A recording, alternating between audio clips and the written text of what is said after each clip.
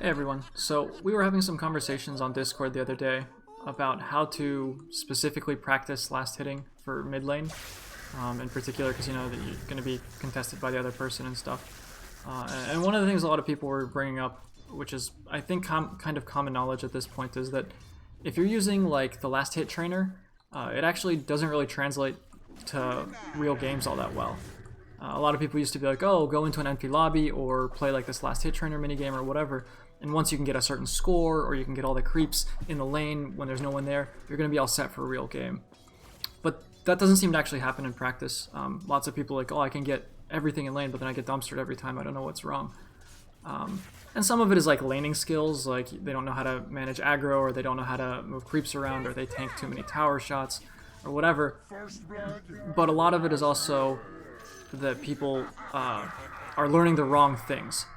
So when you're in that empty lobby by yourself and you're just hitting creeps over and over again, it kind of encourages you to hit the creeps as late as possible, especially if you're trying to get all the last hits and all the denies. You don't want to push the lane, you want to just static farm it, you know, you want to do all of that just right to make sure that you can hit everything and not miss anything. But in a real game, you actually want to last hit a creep as early as possible, which means as soon as the creep's HP is under your attack damage threshold.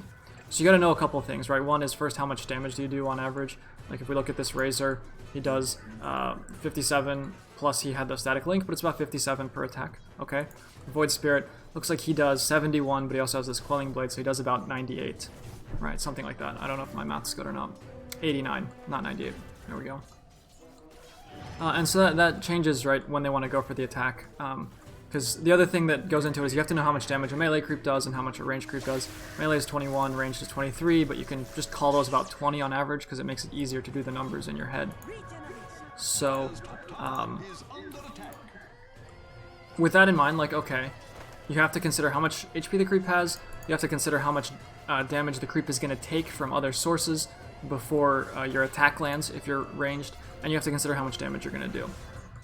So, you can sit there and just kind of try to guess at it in practice, and I mean, sometimes people improve just sort of through brute force, but it really helps to have a specific strategy for how can you turn this into something where you get actual feedback before, in order to like improve what you're doing, right? So you get some feedback that says, hey, this creep had too much HP, this creep had too little HP.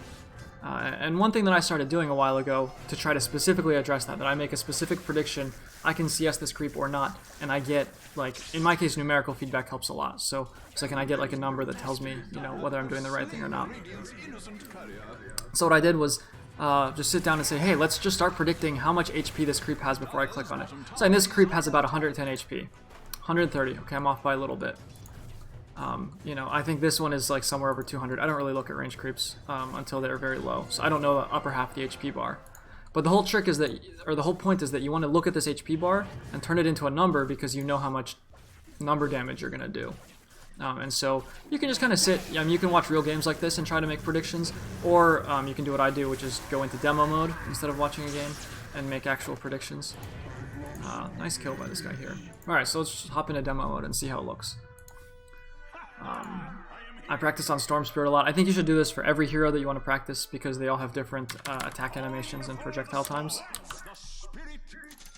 So pick up usual starting items, and then I want to click on each creep before CSing, and I want to guess how much HP it has, and I don't want to be wrong, right?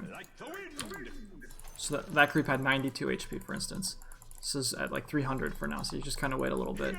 And so that one had 63 when I clicked on it. Looks like I didn't do quite enough damage. So that one had 42 when my attack landed, which means that I could attack one cycle earlier from my creeps, for instance. So that one had 57 when I attacked. So I guess the first part of it is just learning to like check and read before you attack, because it goes by kind of quickly, right?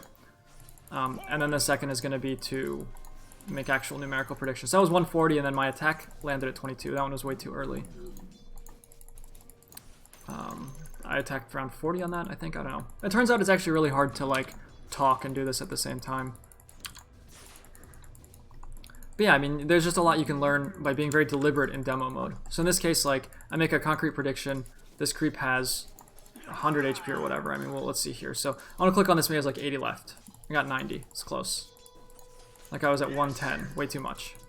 Right, okay, so that means that that spot on the bar is actually more HP than I thought it was. That guy was 80. That guy was 57. It's a little low.